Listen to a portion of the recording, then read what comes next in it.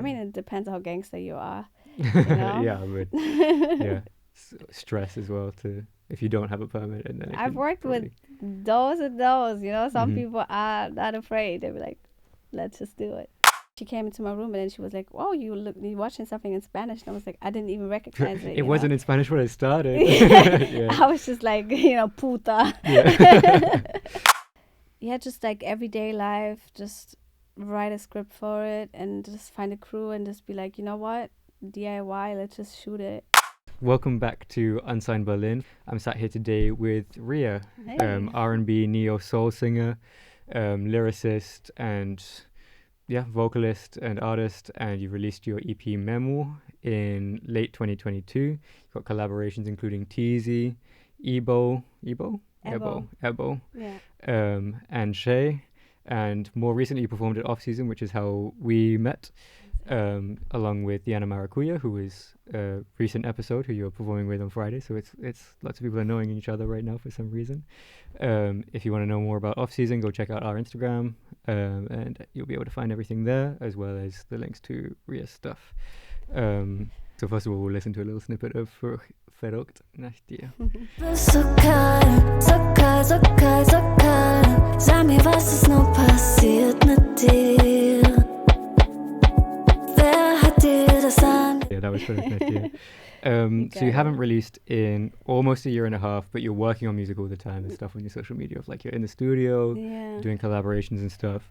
There's an EP coming. Can you talk a little bit about what we can expect in the next release? I'm still in the phase where I'm looking for sounds and inspiration, and in general, like, I like to picture my music in colors, and especially the next EP, I'm still looking for the color that I want to go with. Mm-hmm. So right now I'm just in the process of being in the studio, listening to different music and just find my way and groove with it, and just decide on which way I want to go with it. What kind of music are you listening to?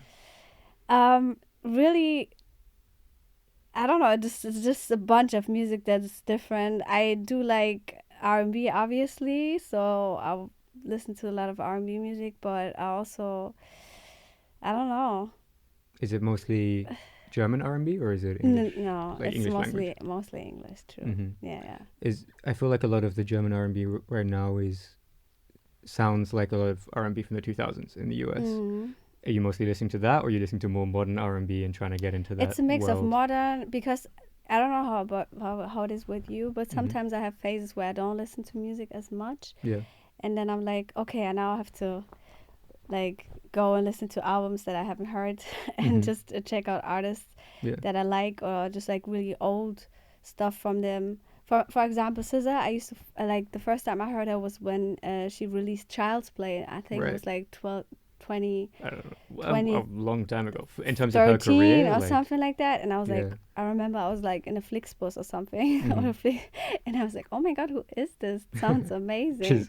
A Flixbus was definitely not what SZA thought the environment I don't know if it was Flixbus or RDNC, I don't know, but in a bus, and I was like, oh my god, it sounds so amazing. And like just the vibe that I was getting from that era of SZA, for example, and just listen to like re-listen to stuff that I haven't heard in a while, you know. Do you feel like you are trying to find a new sound now that's different to what you did before, or are you more focused on finding your sound and you feel like what you did before was good but maybe not real like self-expression in the way that you wanted? In a way, I'm still obviously like developing, so it's just sometimes I have a vision for it. You know, the way I work is usually I just go on YouTube and check out type beats and just go with the flow and just see what catches my attention, you know. So I do work with producers now as well, where we have sessions. So I'm still in the phase where I get to know like which way is the way that I like the most, but mostly I'm like just chilling at home and listening to beats and then just finding my way with it. But I don't want to put too much pressure on it as well. So it's more like just chill and just find it out for myself. Usually, like the most of my songs were like random 1 a.m. listening to something very different and then be like, oh shit, I think I want to do this next, you know? Yeah. And then it got created, but like that. For example, Memo. It was Memo is like Sprachmemo is like voice notes, or how do you say? Yeah, voice notes. Voice notes, and because I have so many, and then it was like every song I had on this EP was basically like a draft from one of my. Oh, of like this is a song idea. Yeah. Oh, okay. Yeah. And you had your first EP was intro, and then Memo. Yeah. Do you have an idea of what the next one might be? Yeah, I'm like, yeah, you guys will see, but yeah, definitely. It is a journey. It was like an introduction with my first one. It was really like, even the process of that one was so new to me, and because I used to make music just by myself, like at home with type beats and write and just on my voice notes, just create on my own. Yeah. And then in 2021, I decided, you know what, let's just release it and let's see what happens. Because I just wanted to see like my name and a picture, like, and go on Spotify and be like, and play, And to be able to send it to someone that isn't like a musician. Because if you have music out but it's only on SoundCloud, then you're like, if you say you're a musician, people are like, oh, can I hear? You're like, no. Well, I used to like my friends and family, they get everything.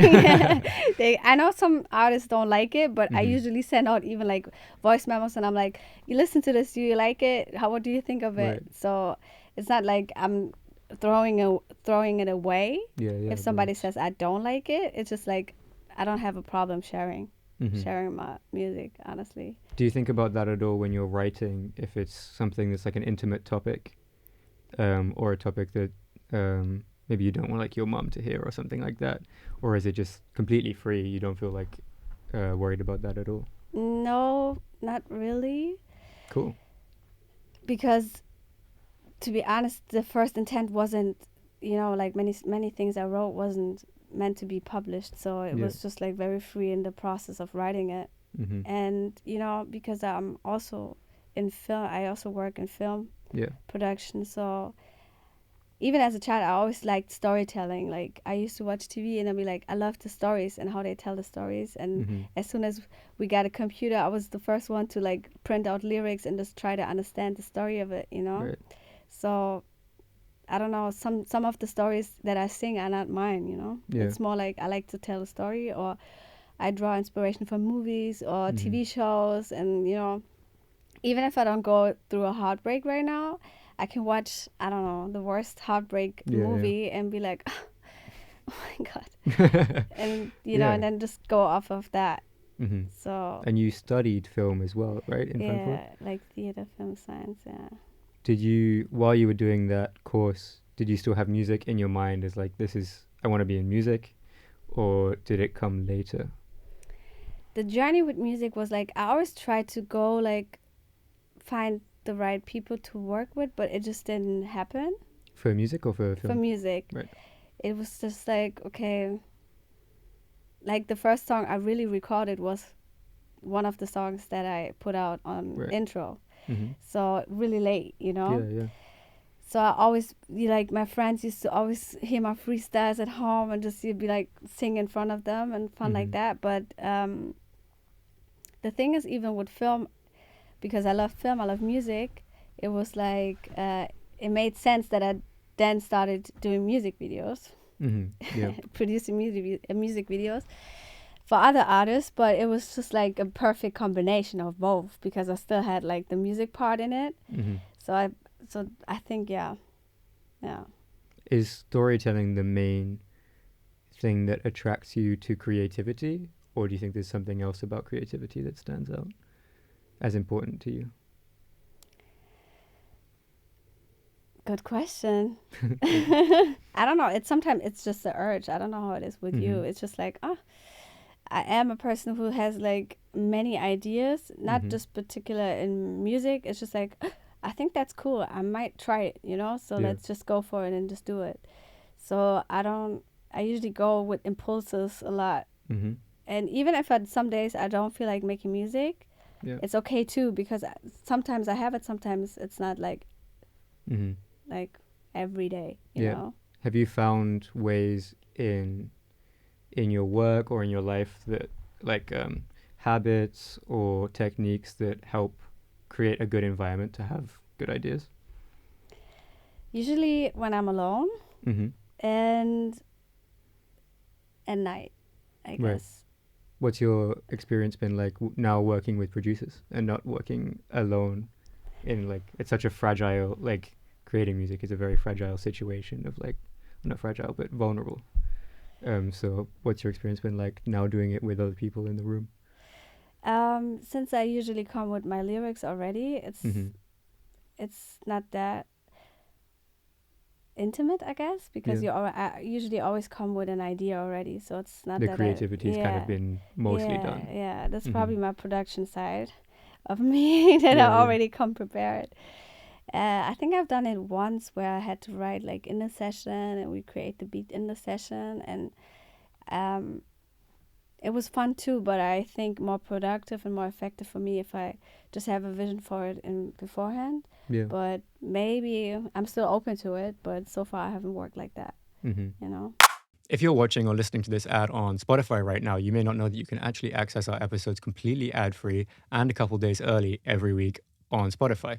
If you sign up to our subscription on Spotify for only €3 a month, you can not only get our episodes 2 days early and completely ad-free, but you can help support the podcast. This not only helps us continue the project, but it helps us grow the podcast and provide a better platform for independent artists, hopefully help their careers. It helps us continue more of the live sessions like you've recently seen with Sylvina or a little longer ago with Corp. And it helps us provide a better curatorial platform for you where you can hopefully find your new favorite artist and some of the artists that are a little bit more on the up and coming side that maybe you don't know about them, and we can find new music that hopefully you love. So if you go do that, that helps support the platform. Also provides you with ad-free episodes a couple days early. If you have any questions, just leave them in the comments. Otherwise, I hope you enjoy. Thank you. It's interesting that you associate colors with your music a lot. Do you have synesthesia? No, I don't have. It's more like a color. Maybe it's also like the color of the. I don't just think of the color of like yellow. It's more like, okay, what's the whole vibe of it? You know, like the storytelling comes to the picture as well. So what is the feeling I want to see in the videos or in the artwork? You know, so it's more the overall color of it. And how do I feel it? You know, if it's a bright color, okay, then I obviously know it's more like light, and it feels like from the beats, it's more, it makes him feel good, you know? Are there any artists that you listen to or you're a fan of that do a very good job of connecting what their music sounds like with the kind of, with their clothes or with their music videos or stuff like that, of kind of having a world of color? I think Shay. Shay is like an amazing artist, and we work very closely, and he's also very perfectionist when it comes to his music as well as his artwork and music videos. It's very like a big concept. It's just not like, hey, I just want to make music and then, hey, let's do the video, but it's more like, okay, what do I want to tell? What story do I want to tell? So if I think of one person that currently is a very big influence, then it would be him. You did a music video together, right? Yeah. What was that like? It was cool. Yeah. How did it come together? Did you start with a song, or was the idea like, we want to do a song in a music video, let's figure out how to do it? How did it start? Yeah, we worked with a group of friends who are also directors and creative directors, and created this element together, I guess. But since I was a feature, it was more like, okay, I helped production-wise with the music video, so I was helping with the organization part. Right. But the concept was more like also storytelling, like different scenes where we each go by our own daily routines and meet friends and do our thing, and then this moment where we finally meet. Yeah. So, yeah. Can you describe the production process when you're working on video projects for people who don't know anything about video? What's the sort of timeline? Are you first organizing a location and then figuring out costumes and stuff like that? What does it kind of look like when you're putting together a project? It depends on the director, I guess. So for example, that video that you did with Shay. Yeah, we had a clear vision of okay, we need several different locations, and they already had a vision which locations they want to go for. So it was just like a matter of, it was not too much work, because it was basically just make a timeline where it makes sense, Right. because we were shooting in one day. So beforehand, just check it out. Where do you need a permit? Where do you not need it? And you asked how long it takes me to organize Or it. like, what's the kind of order that you get things in? Is it, so it's, I guess, locations for that first, and then Yeah. equipment, people who are holding the cameras? What's that like? Yeah. How do you start to organize something like that? Usually the team is already, like, because I am part of the, if I'm part of the camera team, then obviously we have someone with the equipment and the cameraman and the director as well.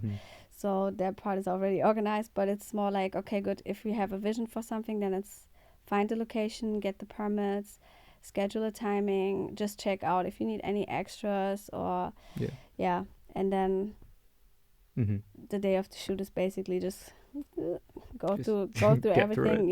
Go through everything that you pre-planned. Yeah. What kind of places need permits? Is it private? Yeah, Okay. like at the end scene we are in a restaurant, so I had to check that out if it's cool that we film in there. Okay. I mean, it depends how gangster you are. know? Yeah, but stress as well to if you don't have a permit, and then I've worked with those and those. Some people are not afraid. They'll be like, "Let's just do it." You know. Yeah. Did you always want to get into production for video? Is that why you started studying film? No, not really. I was just very intrigued with the film scene, and I always wanted to work on like a set. So I kind of like slid in it. I knew I'm gonna work either like music or like film production somewhere in that era, but I used to work with a friend, and then he was just like, hey, you see this music video, a friend of mine did it, and then I was like, oh my god, I need an internship. And that's how I started my first experience in a production company, and they mainly used to do music videos, so it was just a perfect fit. Nice. Yeah. Why do you think storytelling is so important to you personally? I think I like, I love documentaries to the max. Right. What kind? Just everyday people. For example, 100-year-old person talking about their life. I don't know, it just connects me with the bigger picture, I guess. Yeah. Like just the story, and just to know, like, sometimes I think if you go through stuff, or if you want to go to the next level or achieve anything, you just need to listen to older people who can guide you or tell you about their lives. So this is like what I mean with storytelling. It's like you can always pick and choose what kind of works for you and what you need for your own life. So I draw inspiration from that a lot. Like, so songs that tell me a story, and maybe I don't have to, because I'm the youngest of, we have 5. Right. Yeah. It's a lot of siblings that like in the house. Yeah, but that's also like, you don't have to go through everything that my siblings have to, like. Yes, very true. You just learn from it, so that's what storytelling. If I like read a good book, or if I watch a good movie, or listen to a song and there's a story in it, and you have like some learning parts in it, I like to catch it from there. Yeah. I guess you probably spend a lot of time writing stories, or like thinking about stories and creating them. Have you found, when you're making a story, have you found what the most important thing for you is, whether it's an emotional anchor to something, or if it's relationships with like loved ones or with family? Like what do you like to include in your stories? So far it's been a lot of love stories, like in regards to relationships with a significant other. But for example, Was du willst with Ebow is not like particularly love. It's more like self-love. It says like, the lyrics are like, don't tell me what you want, just like tell me what you're gonna do about it. And it was more like for myself as well, because sometimes you're just so much in your head, that you get in your own way, Yeah. So even that is like, it was more motivational for myself, but I got some cute messages where people were like, oh my God, that's exactly what I needed to hear. Nice. Because it was that judgy in a way, more like, I get it, I'm also there, so I do need to listen to it to myself, Yeah. You write in German, but Yeah. obviously your English is great as well. So is there a Thank reason that you. you've chosen German to write in? Do you feel like it's maybe better to tell stories? I think English is actually easier, Right. but it just made more sense Mm-hmm. because I'm living here. Yeah, fair enough. Yeah. Yeah. Mm-hmm. I get it. Like, I get the urge to say, like, many people were like, why do you sing in German? Just sing in Yeah. English. And I don't think that I will never do it. I also do like to write songs in English. Mm-hmm. But for now, I'm like, okay, let me just work on my German. And Yeah. the thing is, I also had like some people from the States reach out to me, and they were like, they didn't even care that it was in German, They That's were like, so cool. I just like the vibe that I get the vibe, and I like it. I don't understand a word you say, but it's just a feeling. And that's what I mean. Like, even if you don't understand the story, Yeah. it's just like a feeling that you get from it, Awesome. which was pretty cool. Yeah. Yeah. I feel like people are also a little bit more open now to listen to stuff of other languages. I think Netflix had a really big, I think maybe it's conspiracy, but I think Netflix had a really big part to play in people listening to stuff from other cultures, because there were a couple series, especially like 2019 to 2021, a couple big series that got really popular that were in different languages. Like it was Squid Game True. and Money Heist, and Narcos as well, which was kind of in English but kind of in Spanish. And I think that kind of people became used to having subtitles. So they were like, oh, we just hear other languages and it's not weird Yeah. anymore. Maybe. Maybe.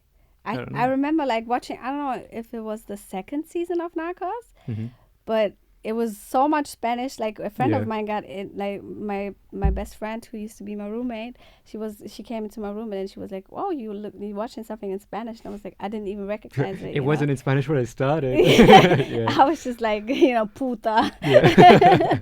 You get weird vocabulary like hostages and stuff. Like, why do I know this? Yeah, you get used to it pretty Yeah. quickly. That's true. Yeah, but yeah, that was like, yeah, could be.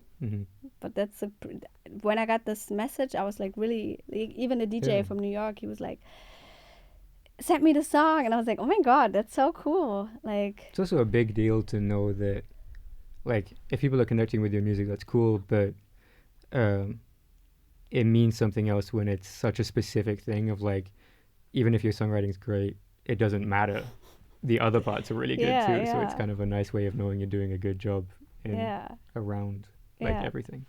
Yeah, there was one song, it's called Fuck, and a friend of my sister's got introduced to my music through her, and then he listened to that song, but he only speaks English as well, so he totally he took the fuck and went with it like as if I'm like maybe like ranting about something, but it was about a guy, Yeah. But he also wrote me like a very sweet message and was like, it helped me through a lot, and just like the way you said it, and I was like, okay, so obviously it really does not matter that much if you do it like in German or English, but for the German market, it is easier if you.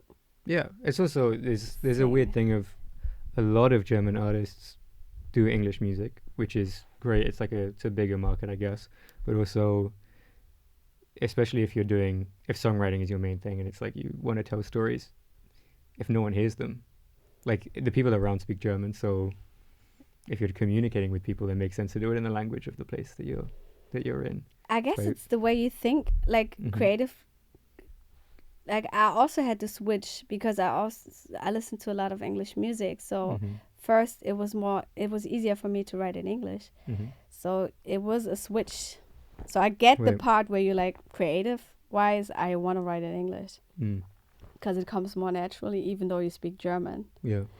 But I guess there are some people who have success with you shouldn't, like, whatever it is, if you just want to sing in English because you feel it, go for it, Since this episode is in English, for people who are listening and don't listen to a lot of German music, are there artists you would recommend to get into it, especially in the kind of R&B space? Yeah, tons. Because there are like many artists in Germany who do like incredible music in German.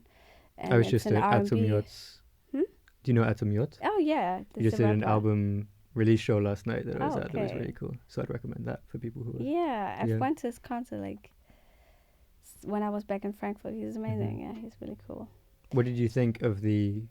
Actually, do the recommendations, then I have questions about the Frankfurt concert. The recommendations for Shay, then Demi Rompos, Sampa, just like German R&B you Yeah, said, yeah. right? Laila, Keisha Gao, Rola, Mashanda. There's Nice. like a few. I'll try to check put out. together a playlist before this comes out. So you can Yeah, you could look just at them. check them all out. For the Atom Yachts show that you went to in Frankfurt, how was And it? Yael. And who? Yael. She's not Okay. like particularly just R&B, but just her vibe is also really cool. Nice.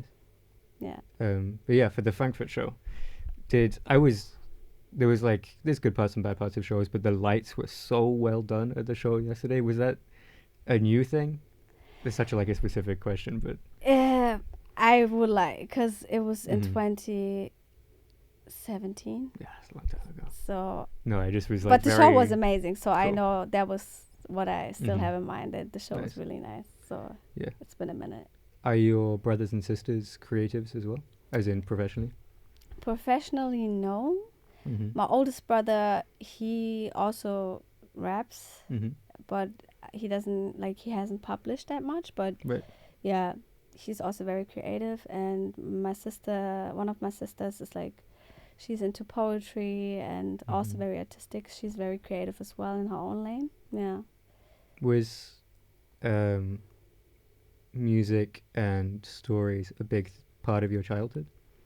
I would say through my siblings, I was introduced to music more, and my dad as well, but more like my siblings, because they used to listen to so much music, and it just got, my sister Honey, she was she was very keen on bringing me, showing me the artists that I need to know, for example. We used to listen to let me Aaliyah show you what's together, cool. and then I used to be her choir in her song. Cool. And she was she was she was the lead, and she you were was- backing vocals. yeah, I was just in the back, Uh-huh. and India Arie, and just many influences from my siblings for sure. Yeah.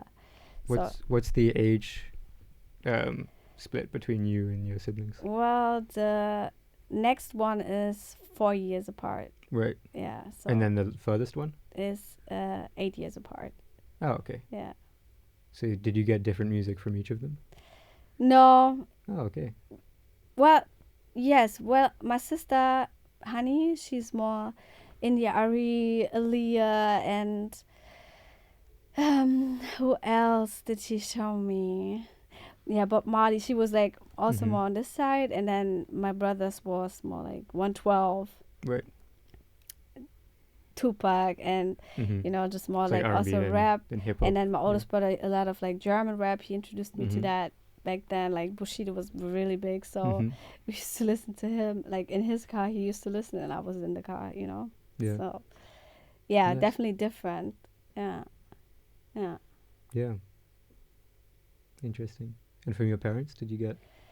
My father, he used to be, I know he's cancelled right now, but Xavier Naidoo, which was also know who one that of is. the leaders when it came to R&B and soul in Germany. Right. So he used to listen to him a lot. I remember him just chilling in the kitchen and just listening to his music as well. Yeah. This is I was trying to find research, and you have lots of music out, but I was trying to find other things that you might be interested in, and I came across that it was very hard to find stuff that's not music. I was I found the film degree. I was I found our LinkedIn, and then also that you follow we share or follow Instagram page or whatever about entrepreneurship. Oh. Is that which could be just you followed it by mistake, but is that something that you're interested in terms of starting your own business and kind of taking that route? 100%. I feel like we are in the midst of, finding your balance, but also being like this pressure to be very successful. So when it comes to that, I'm a freelance. I've been a freelance for like just freelancing for like 3 years. Right. Which is cool. Congratulations. Really hard in itself. And I don't know. I don't know how it is with you, but I always have this feeling like I want to have something on my own. I think everything that I do it's almost like compulsively just need to build stuff and just make things, which is cool because then I really enjoy doing it, and I'm lucky that making things sometimes brings in money. And I'm happy that my obsession isn't like swimming, which I think is really hard to make money with if you're not like the best in the world. Well, it depends. Yeah. Even with that, you could think if you swim, then you might be a model for swimsuits, and then you create your own swimsuit line. And that's how I think, but then that's like back to building stuff again. Yeah, you know what I mean? Like that's you have one passion, just look what you can make out of it, you know?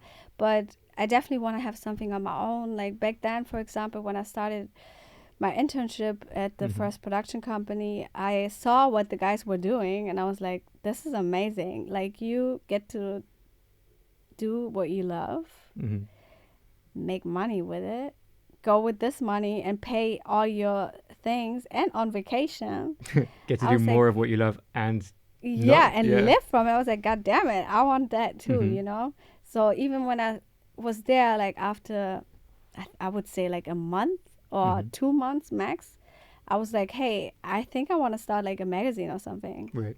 You know?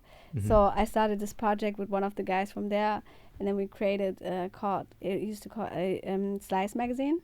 Oh, okay. Yeah. I think I know it. I don't know if you know it. There's something that at least sounds similar. Yeah. Is it in Berlin? No, it was back then when I was in Frankfurt. We did it for like a year or something, and then we stopped. But, you know, that was like, I always have this impulse, like, I was like, I see it, I'm like, shit, I want to do something too. And then we started interviewing, started interviewing like guests. And one of my first guests was Bowser, for example, which is also like a German artist. And he's very big, but back then it was like on the verge of his breakthrough, you know? So I was the last interview before his hit. Right, cool. Yeah. So this worked out really cool. You know, that's what I mean, like with urges. I'm like, the only thing is like stick with it and to see what, you know, actually works out in the long run. But I'm definitely keen on working several projects at the same time and just look for what I actually want to do. Yeah. You know? Is there anything that you've been, like a new project that you've been wanting to start but haven't had the time yet? Whether it could be a magazine, it could be anything. Yeah, I would love to do like a YouTube series or something. Like what? Yeah, just like everyday life, just write a script for it and just find a crew and just be like, you know what, DIY, let's just shoot it, you know. Like a documentary series? No, not a documentary, just like a series, like a fiction series with, you know, that's cool. What I would love to do. Do you like like real life kind of drama things, or more comedy or science fiction, or what? I think writing comedy is probably really hard. There's a lot of, because we thinking about the podcast and of like what's the value that we bring to people, and I'm very focused on bringing good music, but then there's a level of like entertainment has to be either really interesting or funny, and the idea of trying to be funny as like this is a thing that you have to do professionally seems horrible to me. Yeah, I hate to do that. Now write a joke. yeah. But then again, I never wrote like scripts like that, you know. So that's actually, I'm working on it. So the next thing I really want to do is like create a series and then write script. I already have like a team of people that you see the production part is already handled, you know. Have my meetings, had my people, and everyone was like, yeah, let's go, let's do it. Because there are so many people around me as well who are professionals in film or music, and they feel like sometimes you get to do a lot of music that is for money, you know, like not anything that you particularly love, or even like shoot films or stuff that you don't really care about, but it makes money. And they are all like, you know what, I want to do something that I actually want to post. Yeah, like a passion project. Yeah, I want to do something that I really want to do, you know. Mhm. So that's why I had like a group of people already who were like, let's go, let's do it. Cool. So they're just waiting on my script. For the script, are there any movies or shows that you look at that you really love the way that they're written? Yeah, do you know Insecure by Issa Rae? Yeah, I haven't watched it, but I know it. She's amazing. My sister, she put me Mhm. on to her when she was back on YouTube. She had Right. like she started as well with a group of Mhm. friends and just created a show called, like a series called Awkward Black Girl, I Yeah, think. yeah. And, you know, Then became like did- massive. Insecure is a huge deal. talking Yeah. about entrepreneur, you know. Yeah. And she also said like, you don't always have to look up and reach for people who are like already there. Mhm. Sometimes just look around and be like, you know, just catch the friends that you have or people that you have met, you know, and just work with them, and then Yeah. you go up together, you know. Mhm. I think that's also like a misconception that you always have to reach higher, Yeah.